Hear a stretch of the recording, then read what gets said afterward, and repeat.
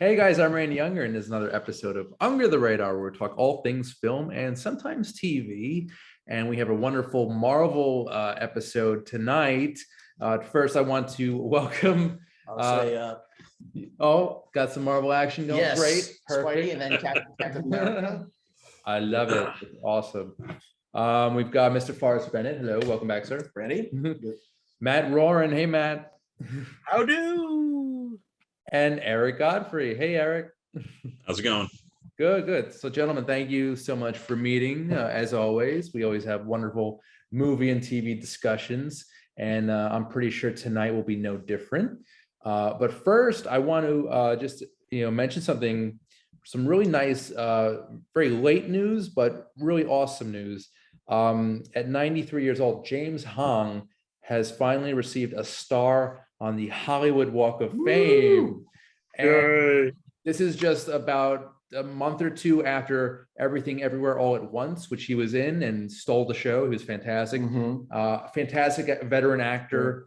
Character actor, Yeah, veteran who steals the show in pretty much everything he's in. Most notably Wayne's World 2, Big Trouble in Little China. Yes, of course. And countless other roles over the years. It's really great to see him represented by the film community. So it's a really huge honor, and I'm really happy for him. So that's really cool. Matt, are you a fan of Mr. Hong? I mean, you can't be a fan of movies and not be a fan of him. No, I mean, no. the amount of films he's been in. I mean, it's funny when you think about like actors. Like when I think about like sometimes like I'll be like, oh, like certain people I've shown movies at Cult Cafe, like who have I shown like is in the most films? It's always guys like him you don't remember, and you're like, oh well, he's in this. You might think it's Steve Buscemi, but you're mistaken. It's I mean, he's a staple in pretty much every obscure movie, every popular movie too. Is like, oh yeah, I mean, especially in talking the late 80s, early 90s. I mean, Especially that, he was doing like 3 or 4 movies a year, like we're just like, oh shit, he's in that too. Like, he's the Asian Nicolas Cage, I think. Also, he was in one episode, a great episode of Seinfeld, the Chinese restaurant. yes. Where he plays the maitre d'. Seinfeld 4. Yeah. I yell "cut" right. She say curse word. I hang up. Oh my God, Eric, are you a fan of Mr. Hong's?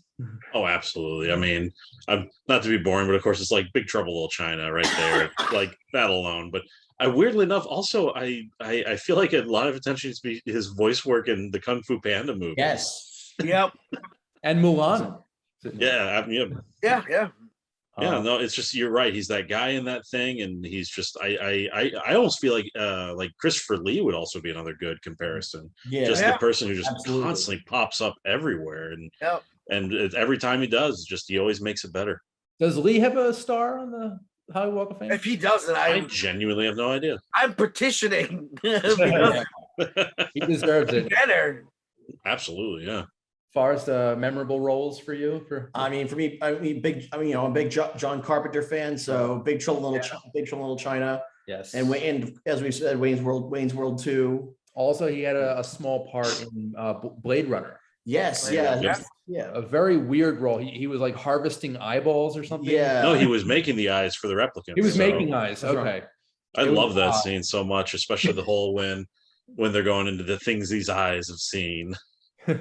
I like his apparatus, like the Yeah, because it was a whole thing Yeah. about him working in such cold that he had to have a constant heater on. It's awesome. Ridley Scott, man. There's no one like him. But yeah, Mr. Hong, congratulations, sir. And at 93 years old, hopefully you'll have many more years of success and many more roles, because Everything Everywhere All at Once is probably my favorite movie of the year so far. Masterpiece. Yeah, so great. Cool. All right. Moving on with our business here. We have, what are we watching this week, gentlemen? I can tell just right now, Forrest and I, we have been very active at that screenings in the New York City area, especially around Brooklyn. most notably the Nighthawk Cinema.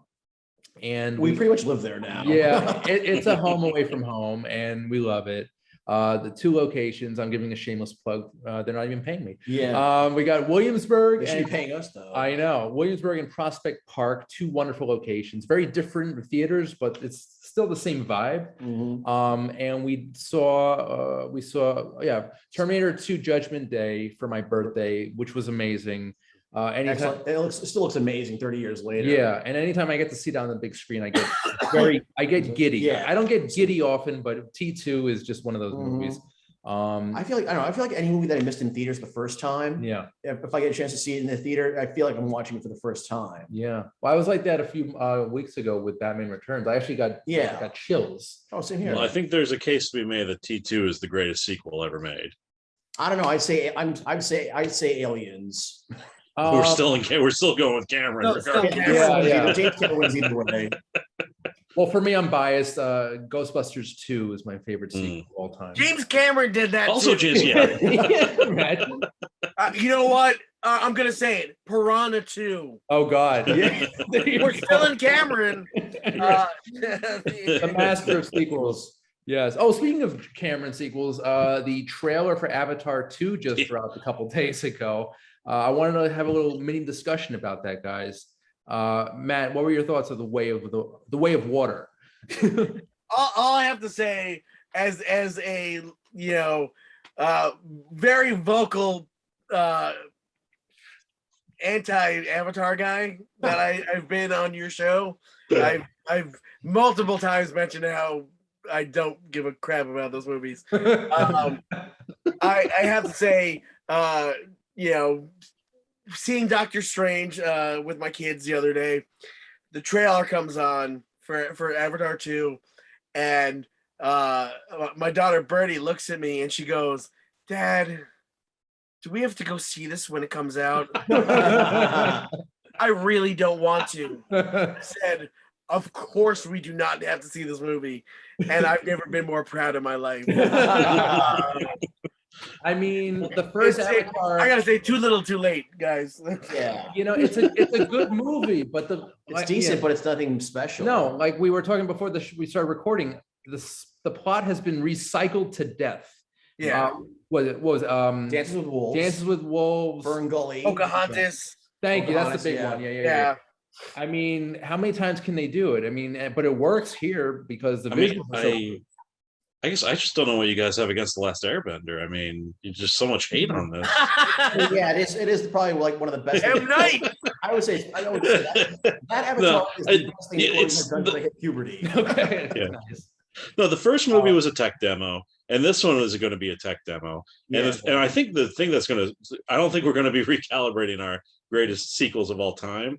But when you put Cameron in water, you're getting a passion out of him, and that's going to be what's going to be interesting. He does love water. So I think waiting for him his Aquaman movie. So I think Entourage, as generic as the sequel may be, I think it's probably going to be. The underwater sequences are probably going to be absolutely gorgeous. Probably. Yeah. I don't know. I feel like if he's gonna go back underwater again, why not revisit the Abyss? That's an underrated movie. I know. Yeah. I'd much rather have an Abyss 2 than an Watch Avatar 2 is the secret Abyss 2. That's the big reveal. It's the secret Abyss both of them in one movie. If you find out that it's like one universe, shared universe, I'm down with that. We're just going to see that. We're going to see that head snailing through. There was even a brief underwater actually 2 underwater sequences in True Lies. In the beginning, when Arnold Schwarzenegger, he's in the deep dive suit where he has a tuxedo underneath, kind of like a James Bond thing. And then later on, he escapes the main villain shooting a bazooka rocket at him, and he's swimming underwater. So I don't know. James Cameron is pretty fascinated with underwater photography. Well, he started on Pro too, man. Of course. Yeah. Well, one of the reasons why, even though he's just been that Avatar 2 took so long was because weirdly enough, there's going to be a lot of practical footage when it comes to the underwater filming. They've already shown that they've put everybody in mocap suits and put them underwater, and 2, because he just wanted the technology, the camera technology, to actually let him film a lot of the stuff underwater that he wanted to, instead of having to rely so heavily on CG. Yeah, Yeah. that's pretty cool. So Yeah. like a combination of CGI and practical. Mm-hmm. Yeah, I think that'll look really cool. It would be awesome if you brought back that. Do you remember from the Abyss that pink liquid that you can breathe in, which will Yeah. basically breathe underwater or something? Yeah. That was pretty for 1989. Even today, that's pretty All right. revolutionary. All right, everyone, you I you think- heard it here first. The Abyss 2, and we'll Yes, give this I secret. hope. Avatar is the secret Abyss sequel. I wonder if they would approach Ed Harris to return. What would he say in that pitch meeting? I mean, if they're, I mean, How many zeros, James? He would say, "What else am I doing?" I mean, hey, if Sigourney Weaver and Stephen Lang died in the first Avatar, and Right. then bringing him back, why not bring back Michael Biehn? Do that, yeah. Yeah. I love it. Bring back Linda Hamilton, Robert Patrick. Why not? Mhm. I'm sure everyone Furlong would appreciate a paycheck. Yeah, I think so too. All right, guys. Oh, also that I'm watching, obviously Seinfeld forever. If I ever have a few, like a 20 minute window of time, I'll throw on an episode. We also saw Batman. Then we saw Batman this week. Oh yeah, I didn't mention Batman in 1989. Yeah, Tim Burton's Batman on the big screen, amazing. Yeah, so now we've seen 3 Batman movies in theaters this year. Yeah, the Batman, Batman Returns, and Batman 89. That's awesome. I don't know if I would see Batman Forever or and Robin in theaters again. I would probably go see Forever again. Yeah, maybe Forever. We'll see. I don't know. I'm still waiting for an opportunity to go see the 1966 movie in theaters, since that's the one. That's the one you haven't seen yet. Huh? Yeah, that's the one live action movie that I have not seen in theaters. Okay. Live action Batman movie that I haven't seen in theaters. They'll bring it out in theaters. Also randomly, Animal House. I think one of you posted a GIF the other night of Oh, that was me. that was a flounder. Dorfman, played by the late great Stephen First. Yeah. Hello. Hello. I don't know why I'm obsessed with that scene. Getting way That's off. that's a top 5 movie for Yeah. me. All right, we're getting off topic. This is a Marvel episode. And I want to start things off with the new Disney Plus series.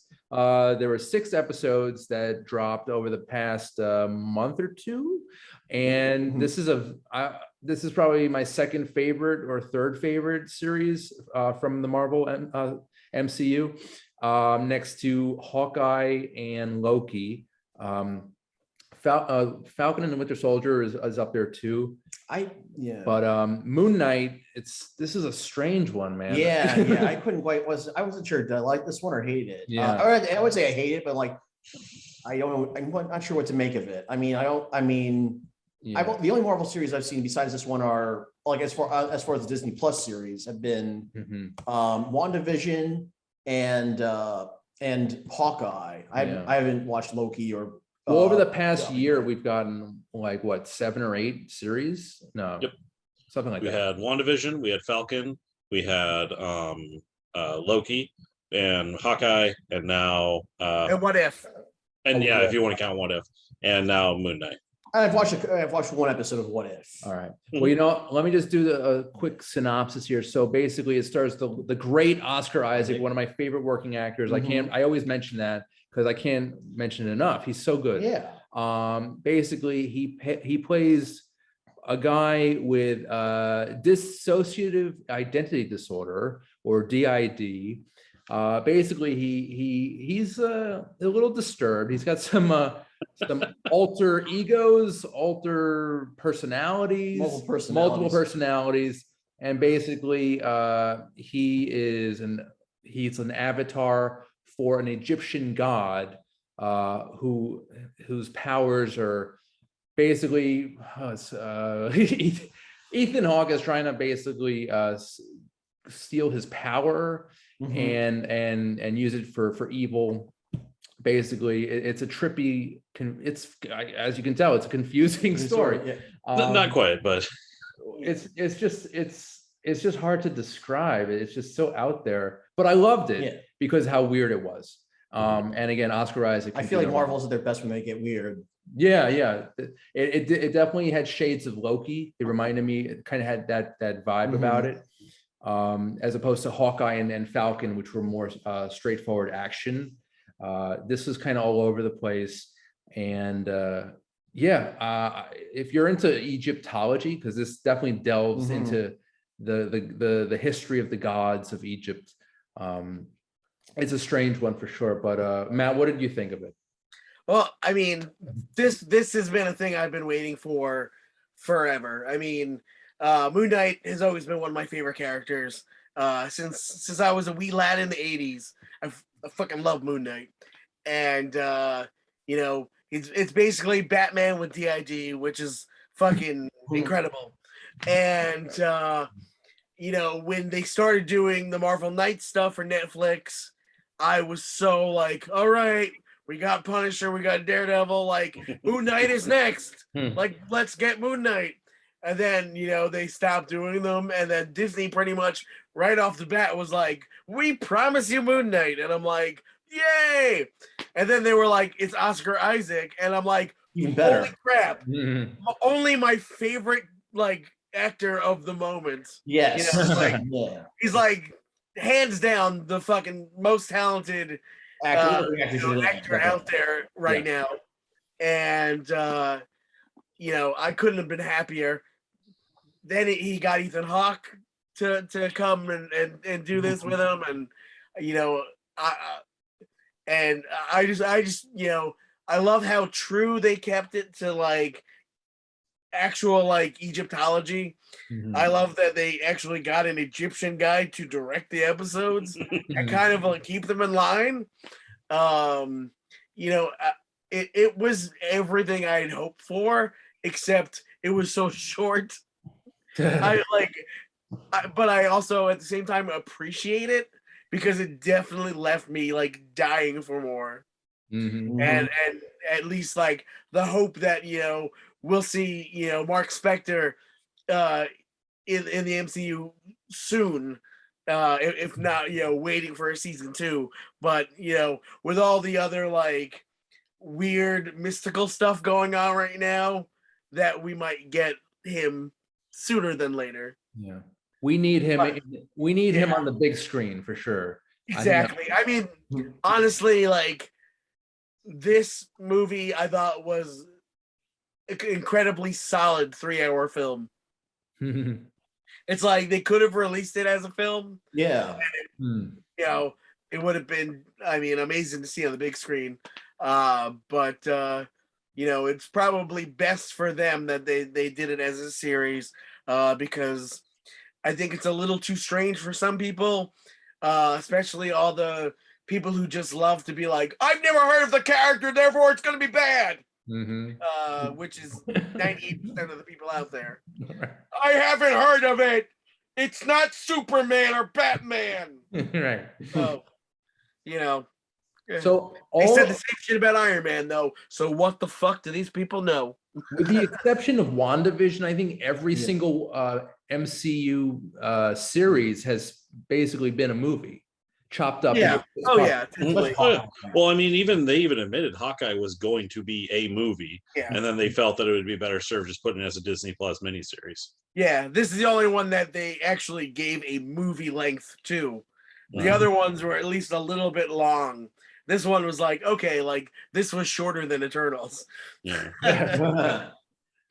Well, notice that also Loki right now is the only one that actually has a confirmed second season. Yeah. The sequel series for WandaVision was Doctor Strange 2, and the sequel, and then the next Captain America will pick up where Falcon and the Winter Soldier left off. Interesting. So Loki and Moon Knight are really the only two like that actually feel like they're talking about it as a mini series. Yeah. Yeah, the other ones are just like preamps for exactly, like the setup for the next Captain America, next Doctor Strange. Yeah, it's like and you know, I mean, even Hawkeye is kind of like, you know, all right, well, we're setting up other TV series. Yeah, here's Kate. Here's Kate. Here's Echo. You know, here's future projects that we're working on. Kingpin's back. Kingpin's over here. Man, Marvel and Disney, their pockets are so deep, it's ridiculous. It's like a bottomless pit of money upon money. They pretty much they can pretty much, they have license to print. They basically have a license to print money at this point. Well, and I think that's what I appreciate about the fact that with Moon Knight and later we'll talk about Doctor Strange, is it feels like that even though they are in that very comfortable zone, especially post Endgame, that it feels like now they're still allowing themselves to be a little risky. Yes. And with it's like Moon Knight, as Matt was talking about, is not exactly the most established character. He's that guy that every comic book nerd goes, "Oh my god, Moon Knight!" And and it's one of those ones that I sat there, I'm like, "You're gonna do Moon Knight on Disney? Like, good luck with that." Yeah, I know. I mean, I love the best thing in the world. I think was the moment where they're like, "Oh, we're finally gonna get that mature setting because Moon Knight." Yeah, I'm like, all right, that which. Yeah, which I mean, for my take on it, all I need to do is Mr. Knight shows up, 10 out of 10. The second the Mr. Knight suit showed up, 10 out of 10. I love Moon Knight, but the Mr. Knight stuff, perfection. So, And so all joking aside, like the way they integrated that into the personalities, the way I mean, the Moon Knight suit also is one of my favorite suits I've seen in all of the MCU. Yeah, let's talk about the costume for Moon. So it's basically mummy bandages meet Batman and like Robin Hood, but just all white. Brilliant costume design. I mean, and the mummy thing, like they really did that like for the show, and it looks phenomenal. Yeah. I mean, it just is one of those things because in the comics he's just a guy in a costume essentially, but and a lot of it is a lot of it's just putting it on. So the way they actually integrated that into the mythology and actually making it into this mystical suit granted to him by Khonshu was like, and the way like it wrapped around him, like, and then even having the crescents being a part of the suit, it was perfection. It's everything about. I mean. The costuming on the show is incredible. And there's other characters later on where no spoilers, where they took I just think they knocked all the costumes out of the park. And I think one thing I really liked is compared to all the other MCUs, this is probably the least super heroic one, because really when you actually look at the amount of time Moon Knight is on screen, it's very little. We are exploring Stephen Grant and Mark Spector, and the fact that the show is very dedicated to the character of him, beyond just the fact that he has a really cool suit. I think in that he kick a lot of cool butt. In that respect, it's very close to Loki, because I don't think Loki was in his costume much in that. I think it was just kind of walking around in that uniform. But I mean, the difference I think is there was also a lot of people that was the number one complaint was there's not enough Moon Knight on Moon Knight. And it's like then you don't know Moon Knight. If you're gonna complain that you're not getting enough of the suit, I like the banter of personalities is like well, and then also what matters is when the suit finally shows up. It's fantastic. It's like when he finally goes all in, especially in like without any big spoilers, the final fight sequence, it's glorious. Oh, and I gotta say, like the first time we see Mr. Knight suit, brilliant, because he's just like, what the hell was that? Like it's just like so perfect. You're like, plus like what? and also a huge special shout out to F. Murray Abraham as Khonshu. Yes. Perfect use of his voice in this. Seriously. It was perfect for Khonshu, and he was born to do that role. And also I will also say Moon Knight also escaped the usual Marvel curse of a boring villain, and Ethan Hawke's character I thought was a great bad guy and a really well made antagonist to the story. I feel like they took a comic book character that was kind of like like all right, and they really turned him into something. I kind of feel like spectacular. I feel like more often than not, a lot of these Marvel villains, a lot of the MCU villains seem to work better on the small screen than they do on the big screen. Because I think it gives them a chance to be more than just I want to take over the web. yeah. They develop them better because it's like they have more time. Yeah, he was.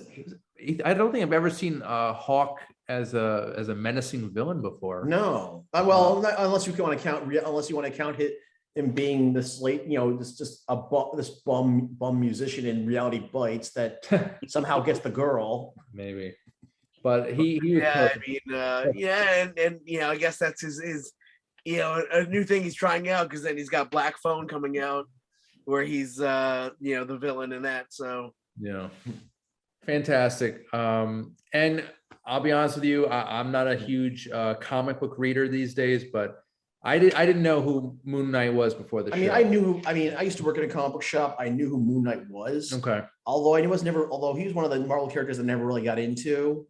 So this is for me, this was definitely actually I was more familiar with Moonwing, which was a composite of him and Nightwing from the Amalgam universe. When DC and Marvel had their big crossover in the late 90s. That must have been a cool suit. Yeah, it was it was a mixture of Moon Knight and Nightwing's costumes. I like that. Pretty good. I was more into, but as far as Marvel, I was more into Punisher, Daredevil, X-Men. I never really got into Moon Knight, so this is which is surprising considering Moon Knight typically in the comics nobody liked to work with him except for Daredevil and Punisher. Yeah. I mean, some of my favorite stuff is they did a lot of that early 90s stuff where like they kind of like tried to push Moon Knight a lot into the other ones, and it's like was it Round Robin that was teams up with like Spider-Man and the Punisher, and you're like this is like oh my god, they put Moon Knight and Spider-Man, and I honestly like the two of them when they work together is my absolute favorite thing. Like when Moon Knight like joined the Avengers later on, like Spider-Man Moon Knight banter is my favorite. I can imagine. I also feel like it needs to be mentioned, as much as we've already praised Oscar Isaac, the fact that he was able to give both Steven and Mark such variety, like to the fact that when you get the sense physically, Steven and Mark, without him even have to utter a word. It's like he did a really good job with the distinguishing between the two personalities. Definitely. Well, it's funny because the interview with him, saying like, first he was like, so the show takes place in England. They're like, yeah, and he goes, why? Is he British? And they're like, no. And he's like, can I make him British? And they're like, fine. He's like. And he sounds that British. He has a great British accent. Yes, he really does. It was convincing, and I praise him for that. Yeah. Oh, so guys, I just want to mention. So this is part of MCU's Phase 4, which has so far been insane over the past year. Yep. So it started things off with the films. Black Widow, Shang-Chi, Eternals, No Way Home, Doctor Strange is what we're going to talk about in a couple minutes. But after that, we've got Thor, Love and Thunder, Black Panther, Wakanda Forever, Ant-Man and the Wasp, Quantumania, Guardians of the Galaxy Volume 3, The Marvels, and Fantastic Four. And that's just the films. There are also a bunch of series, which I'm going to list off right now. WandaVision, Falcon and the Winter Soldier, Loki, What If, Hawkeye, Moon Knight, obviously, and then Miss Marvel, She-Hulk, an Untitled Halloween special, Guardians of the Galaxy Holiday Secret Special, Invasion, Ironheart, Armor Wars, and an Untitled Wakanda series. So yeah, again, the Marvel's pockets have never been so deep. Yeah, So, I feel like so excited for the Halloween thing because we're getting Werewolf by Night, and I'm like that's I can't wait for them to delve more into the horror stuff. Like it's me too. That's yeah. And considering the opening weekend Doctor Strange 2 had, trains rolling. Train keeps on rolling. Yep. Crazy. Yeah, they are literally printing money. But okay, so Moon Knight, fantastically weird show. I say go see it. Watch it. Yeah, it's on Disney Plus right now, streaming, all 6 episodes. It's short enough. Yeah, yes. It's a breezy watch. You get through it in 1 week. 6 very tight episodes, Yes. You can't go wrong. There's no lull in it. Like, yeah. I mean, honestly, you could watch it straight through like a movie and you would, it's probably, an incredible watch. Yeah. That's what I love about these series. It feels like a movie, but just it's split up into segments. So you have some downtime between each episode. So yeah, you could breathe. Because this is a very tight show. I totally agree with that. There's really no dead spots, which is amazing. And it just keeps going. And again, Oscar Isaac is amazing. I'm not going to say it enough. All right, guys. So I think we're going to take a short commercial break, but we'll be back with our second review right after this. Under the Radar is brought to you by Magnitude Jewelry. Add a 2 to match your attitude. Patent pending, interchange genuine gemstone and crystal EMF protection jewelry. For more information, please visit magnitudejewelry.com/gemgirl or call 718-268-6634.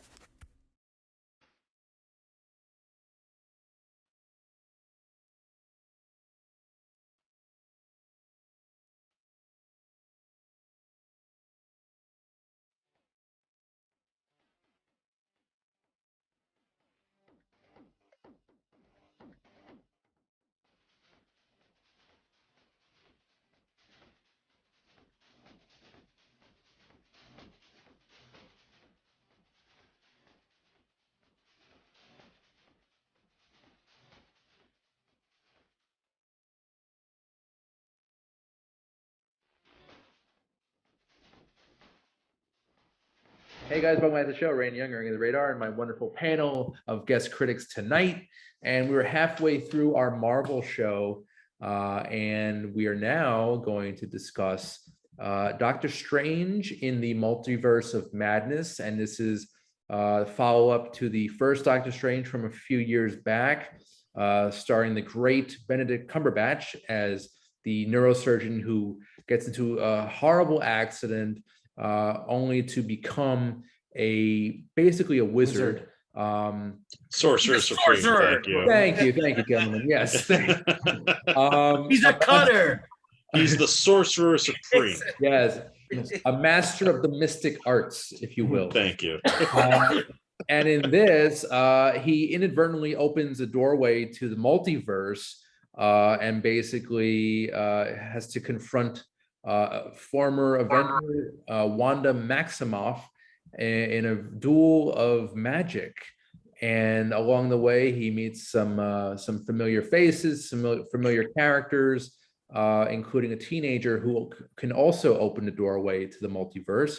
And together they go on this wonderfully crazy adventure. Yeah. And visually, this is an amazing film. I definitely see it being nominated for an Oscar for Best Visual Effects. Absolutely. I'm happy that Marvel finally because I know one complaint among directors has been like Marvel has like kind of like the house style that they have to adhere to. But here I'm glad I was very happy as a long time Sam Raimi fan, like going back to the Evil Dead movies. I was very happy to see that Marvel let Raimi be Raimi. Yeah. Incorporate like I saw a lot of his style in this, like a lot of his style. Absolutely. Yeah. This is the most Raimi thing Raimi's done since Drag Me to Hell. Absolutely. I mean, really, the only movie he had in between was that Oz prequel. I mean, think about it. And Marvel and the Spider-Man movies. I mean, even going back, it's like these, you can see Raimi's vision in. It's like now all the way to the end. Yeah, Marvel handed him millions and millions, Benedict Cumberbatch and Doctor Strange, and he made an Evil Dead movie with Doctor Strange and the Scarlet Witch. And you know what? I know this is a very CGI heavy film. That's goes without saying. It's a Doctor Strange movie, but I was really hoping Sam Raimi would go back to his Evil Dead roots, maybe even his Darkman roots with some practical stuff. You want to say Darkman again with no spoilers, but when something happens at the end with Strange, and it's like, is he not Darkman? Yeah, towards the end of the movie. Yep, that's true. Or evil Ash in Army. Yeah. That's what I mean. It's like, man, Raimi he just cut loose, and I loved it. And I don't want to give away. It's like he paid homage to like every one of his own films. I loved it. There are two big cameos. I'm not going to get into detail. One may or may not be a vehicle that you have seen in many of his films. Yeah, thank you, Eric. And also one of his frequent collaborators, one of the actors in the film, has a very funny scene. But yeah, This is a Sam Raimi film. Obviously, I just wanted to see more practical stuff. I know you can't get that out of this type of movie. Not out of Marvel. Right. Well, But I mean, was how happy to- nice was it to Sorry? finally get a Marvel horror movie? I know we've been Yes. waiting. Because that's the thing. It's like it's a horror movie. I love it. It's like it's great. It's like you took Doctor Strange, you took the fact that like yes, this is all mystical craziness, and Sam Raimi made a horror movie out of it. It was great. Yeah, it worked really well. I'll be honest though, I wasn't blown away by it, but I did have a good time. It was just a little bit over 2 hours, which was actually compared to other Marvel movies short. It's pretty, it's actually pretty tight compared to, say Eternals or Eternals was like an easy 3 hours, right? 2.5. But it's not It was like, it was like, after just coming off of two films that were like 3+ hours, whatever. It was nice to get one that was like a tight, 2-hour movie. And, oh, sorry. Yeah, I mean, it just really, the pace of it was just like action. Yes. Like, yeah, it felt really. Matt, did you take your kids to see it? yes, yeah. I've already seen it twice, so. Oh, really? Nice. Yeah. But yeah, I took my kids to go see it. They loved it. So. Yeah, this is a perfect family movie because it's. It's funny because people are like, maybe you should see it alone first, see if your kid. I'm like, oh, my kids love horror, so like. Well, that's interesting because I've been hearing people complaining about the fact that they think it's overly violent, and they think that it's like it's the thing of it's like it's too violent for a PG-13. I'm like, no, have you actually ever like it just means you don't know what violence in PG-13 looks like.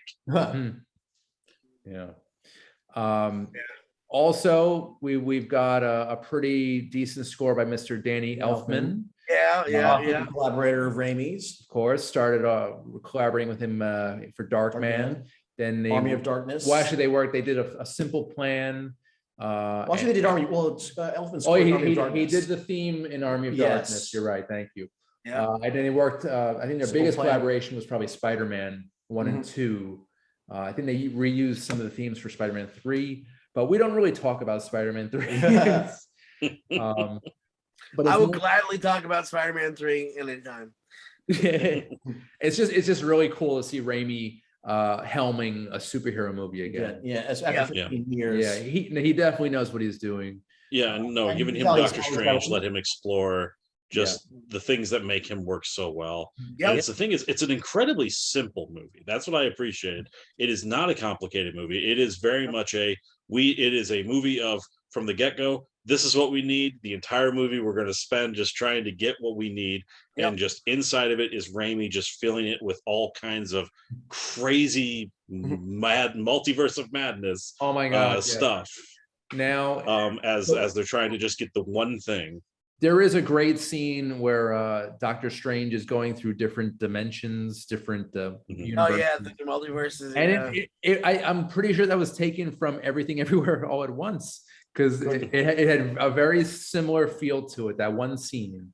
And there's a lot. I mean, the Easter eggs of Marvel in that sequence alone is like it is just it's the thing of when it gets on DVD, there's going to be a lot of pausing and a lot of there's just so many little references. I see just him in America go crashing through the multiverse. Yeah. And speaking of America, the actress, she's only 16 years old. She was probably a lot younger when she filmed this. Xochitl Gomez is pretty good, talented young actress. And we mentioned Benedict Cumberbatch, obviously, but we also have a fantastic performance from Elizabeth Olsen. And she really she fucking kills it. She really, picking up right where she left off in WandaVision. So that's why the series and the movies it's a seamless transition between each of them. And I am commending Marvel in that respect. That cohesion, the canon is so they do it so well. So and also reprising his role, I cannot pronounce his name. Chiwetel Ejiofor? Thank you. It's Chiwetel Ejiofor. Thank you, sir.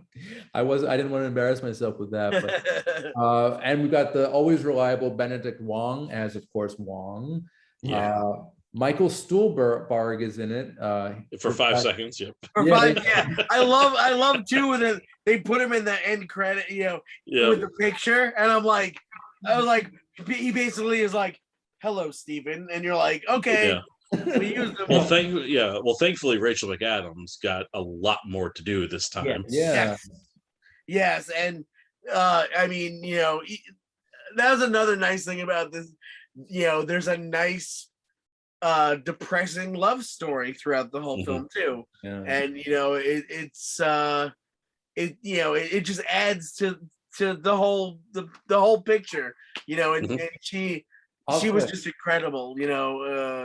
I would have loved to have seen just a movie about them, the two of them. Yeah. I mean, it's like the time traveler's wife or whatever. Yeah. Well, Something Randy, like I have some good news for you about What If, because there is one episode dedicated to Doctor Strange and Christine. Oh no, yes, I saw that one where he loses his heart and not his hands. Yes. Yep. Yeah, but I want to see a live action version of that. I think that'd be an amazing movie.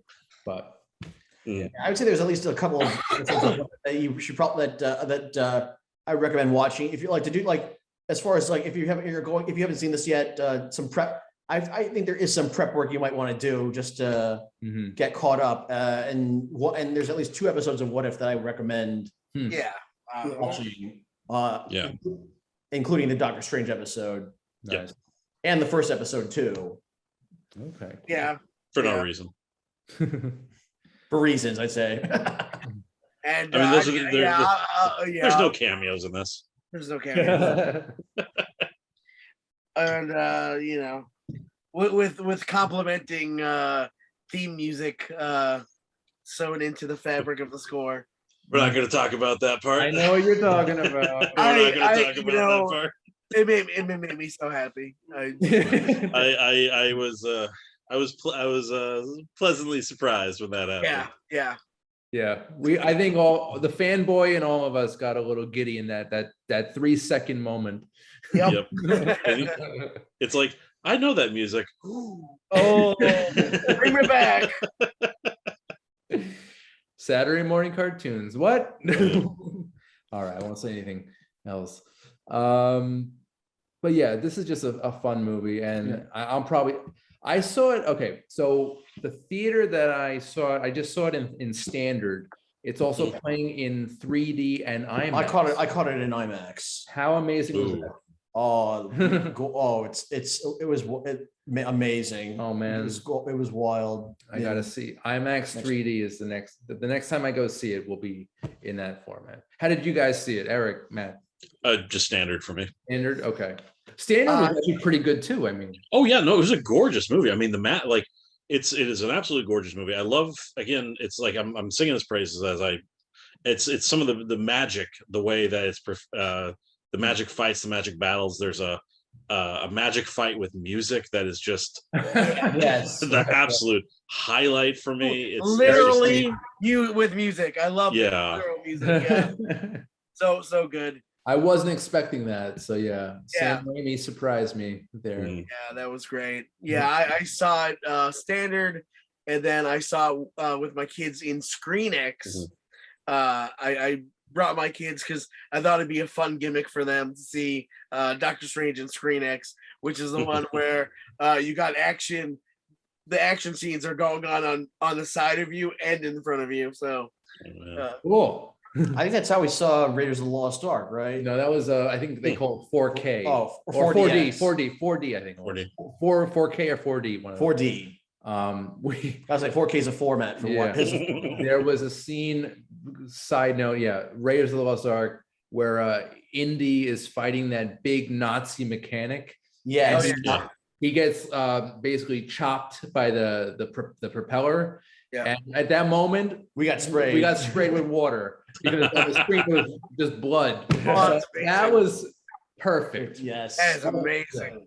Yeah, that's like the only good thing that came out of that technology. I mean, I also caught Ghostbusters Afterlife in 4DX too. Did they do anything funny or cool? I mean, a little bit. I mean, Yeah. it was pretty standard. I don't know. Okay. My one grievance though about 4DX is it's impossible to eat and drink while watching the movie, because otherwise you're gonna lose your stuff's gonna go flying. Your food and drinks are gonna go flying. Yeah, the Nighthawk Cinema does not have that. I don't think that'd be bad. Oh man. So yeah, I'm hoping we get more Sam Raimi superhero content I in know. the next few years, because this is a I would also be happy if Sam Raimi just made some horror movies. That too. I'm like, I would love to see. I mean, obviously, I would love to see him do another Evil Dead movie. Well, they are doing another Evil Dead movie. Yeah, Well, hard to believe it's been 10 years since he's directed something. yeah. Wow. Well, actually, when did Oz come out? Oz was, I think, It's about 10 about years 20 ago, yeah. 2012. Yeah, it's been about 9 or 10 years since Sam Raimi. Like, he's been doing a lot of producing, but this is the first time he's stepped back behind the camera. Actually, he did direct some episodes of Ash versus Evil Dead. Was Since then. was the Oz movie any good? I missed that one. I mean, I liked it a lot, but I don't know. Like I love the Oz books. It was all right. I mean, liked it because it was a prequel to the books, and I thought it was interesting. It just looked like an extension of the Alice in Wonderland type of feel, and it just It's definitely much It better. kind of does, than those but movies. then at the end you get some great Evil Dead references from the Wicked Witch. Yeah, exactly. That's cool. All right, I might catch it at some point. But and I have heard Elfman's score for that, and that's a magical one, I must say. It's a good score. Yeah, awesome guys.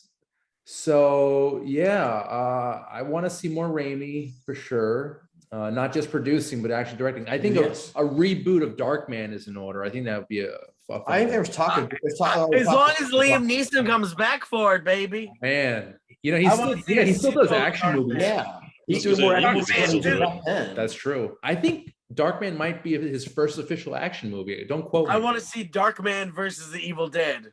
Ooh, I think they did that in the comics. I know, but we did see Oh, that. did they? Damn, I gotta In find those. motion picture format would be amazing.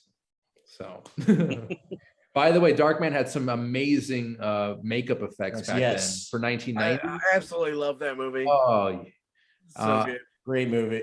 and then I think he used the same team for Army of Darkness, if I'm not mistaken. Yes, he did. 2 years later.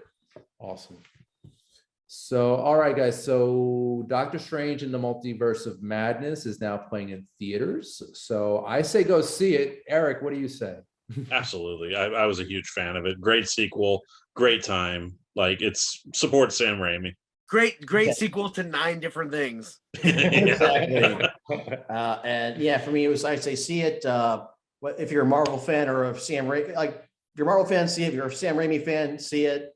Yeah. And I'm a fan of both, so Oh, yeah. best of both worlds. If you're someone who's been complaining about like how generic Yes. Marvel movies have been over the last couple of years, who for some reason wasn't satisfied with Shang-Chi at all because you're probably racist. But which means you're a fucking dingleberry anyway. Still go see the movie. Yeah, if anyone says like all Marvel movies are the same, it's like you can't Yeah. say that after this. Like there's nothing like this on the Marvel platform. I feel like, but all guys who would say like all Marvel movies are the same would also say like I saw Batman versus Superman and it's the same as Thor, and you're like, okay, But carry on, Moan I'll Frere. tell you, Marvel just keeps upping the ante because this is phase 4 and all of their movies and TV shows continually surprise me. And it's just, it's just a beautiful adventure every time I press play or go into a movie theater.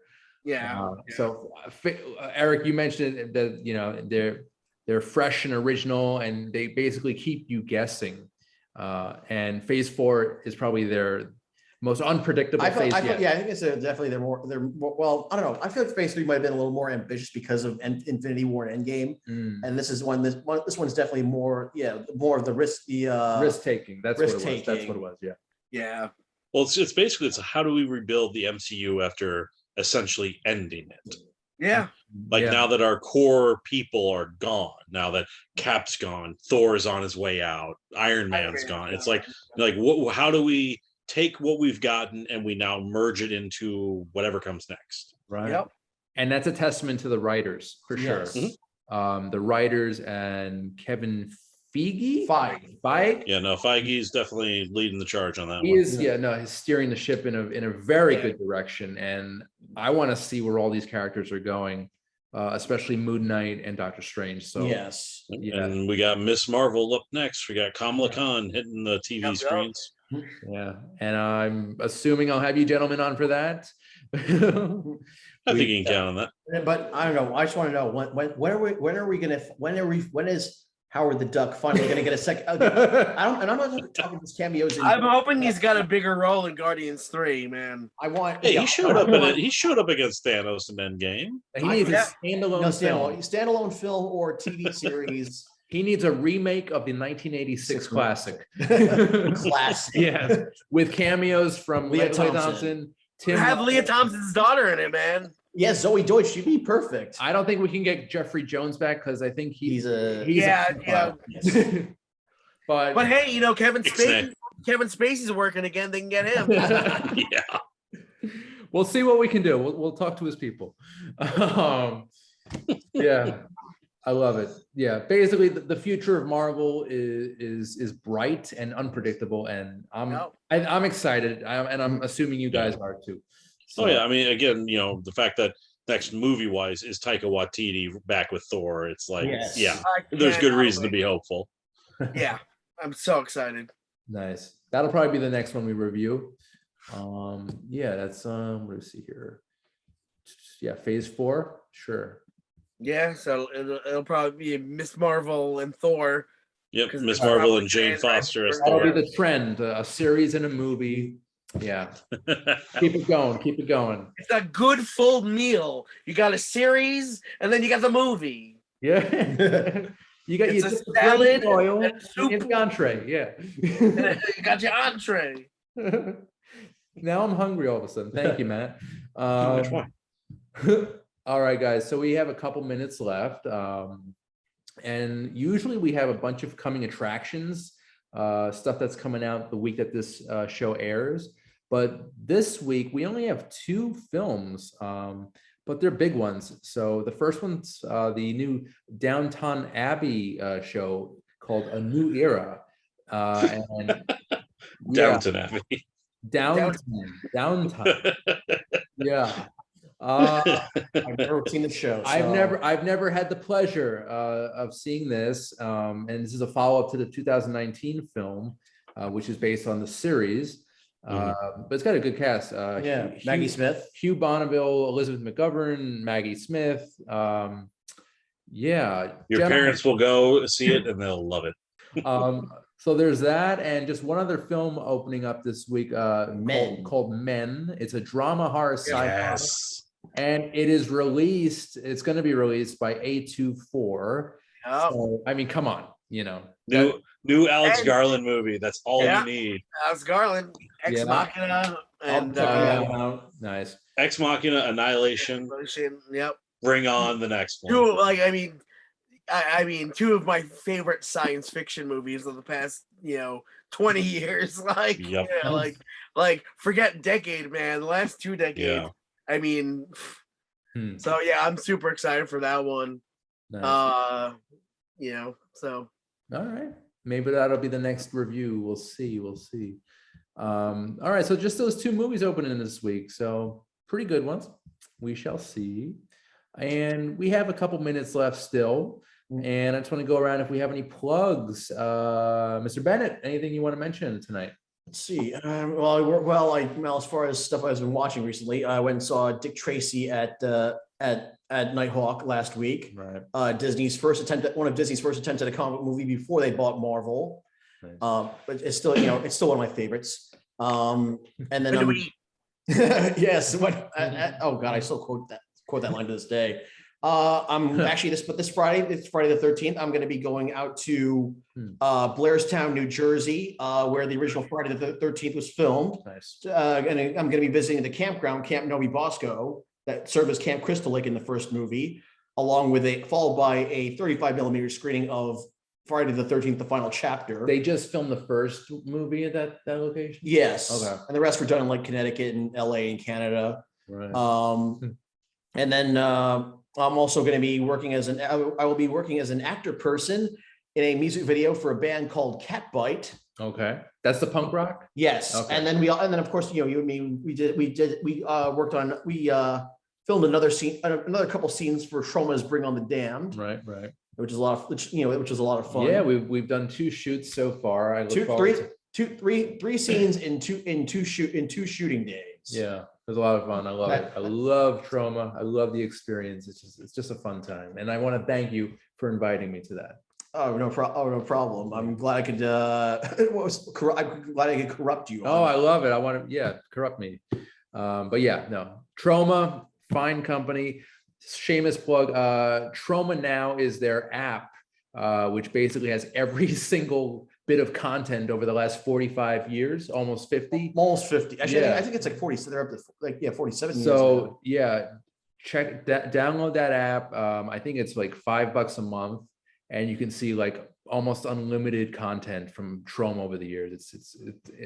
I don't have it yet, but I'm planning on getting it. Yeah, and we're not officially on Lloyd Kaufman's payroll, but yeah, we're big fans. So yeah. All righty, good. You got a lot of stuff going on. The campgrounds. That sounds fun. Yep, it'll be my second time. Yeah, I survived one day Camp Crystal Lake. I'm going back for another. All right, be careful over there. Mr. Godfrey, anything you want to plug, sir? No, not me, but I'll plug my wife at the Law of Donut Engineering. So at the Lodge in Jersey City. If you want some good donuts, check them out. Awesome. And what city is it? What part of Jersey City? Jersey City. Yep. Nice. I'll be there eventually. Well, one of these years. Absolutely. One of these years. I think I asked this the last time. Do they sell coffee too over there? Or Yes, they do. Good combo. And yes, you did ask last time. I did. Okay. You're like, I do like coffee. Can you tell? Wink. I need coffee. Well, what would be the point of having donuts if you don't have a good cup of coffee? There you go. You gonna dip your bear claw in, eh? Mr. Roran, how's the Pickle Island, the island of pickles? It's good, we're Pickle Island, we got a Bayville location, and we got a Glen Cove location. I think we just got some new t-shirts in, which I have not seen yet, but I think they came in today, which is pretty rad. I'm excited to see those. And then, so there's that. If you want to buy pickles or movies or music or, comic books, we got you. And then, also, Cinema Art Center is open again. So yes, we opened on Tuesday, so it's been over a full week now that we've had our doors open, and we will be running the Downton Abbey film when that comes out. Right now, we are showing Everything Everywhere All at Once, which I've been wanting to see again. Petite Maman, which is fantastic French film from the director of Portrait of a Lady on Fire. It's a very sweet a film, quite different than the last. Right now we're switching over. We got what's Happening coming out this weekend. So as in M. Night the Happening? No, not the Happening. Oh, okay. A movie called Happening. I'm not quite sure what it's about, but it's coming out. Come on, why didn't you want to go see my movie? I'm Mark Wahlberg. Go see my movie. I talked to Trees. Why do you want to see it? Happening. Cinema Art Center's open now, so you can see your indie films there if you're on Long Island in the Huntington area. And slowly but surely we will be getting back into a lot of our classic programming. I know that we're just ordering chairs for the cafe, so hopefully Cult Cafe will be back by the summer, and obviously I will definitely let you guys know if and when I know exactly what's going on. And Do we know about Cult Cafe? Is Retro Picture Show. Cult Cafe? Retro Picture Show is definitely confirmed Nice. for coming back. We were initially supposed to do one this weekend for Friday 13th, but you know, with all the opening, they weren't really sure if they'd be ready in time. And then our 35mm projectionist, I think, is having surgery that day, so it didn't quite work out. But they are coming back most definitely. So. And the Cult Cafe? And Cult Cafe should be moseying right along. Hopefully by the summer. You know, once we're redoing, I think, the sound in the cafe, and also getting new chairs that'll be much more comfortable than the ones that we had. So. Ooh, lovely, lovely. I love it. I love the updates. Very exciting stuff, man. It's nice to have information to give. Yeah. I think the last time things were a little ambivalent. But yeah, you know, well, last time it was like, you know, it's like I hadn't heard anything. It was like kind of just like mutterings that like, okay, they will be open, but I haven't heard anything personally. So yeah, and then I saw Petite Maman today, as well as the new Nick Cave Warren Ellis documentary about you know, the most recent Nick Cave the making of it, his new album. And you know, the seats, the lights, everything about the new layout of the Deers is wonderful. So I'm very excited for people to return because it's they did a nice job. cool. Are you bringing pickles to the center? You know, maybe Cult Cafe will have some pickles in it, you know. I love it. Sounds good. Sounds good. Yep.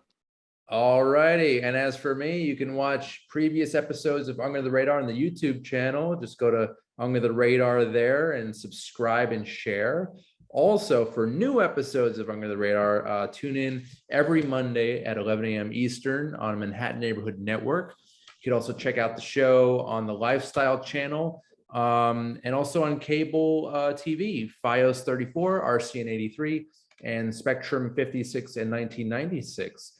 So, guys, we had a wonderful Marvel show tonight. I want to thank you all. This was great, and yeah, I'll see you guys very soon for the next one. And yeah, I'm Randy Younger. This has been Under the Radar. We'll see you next time, guys. Take care. Excelsior.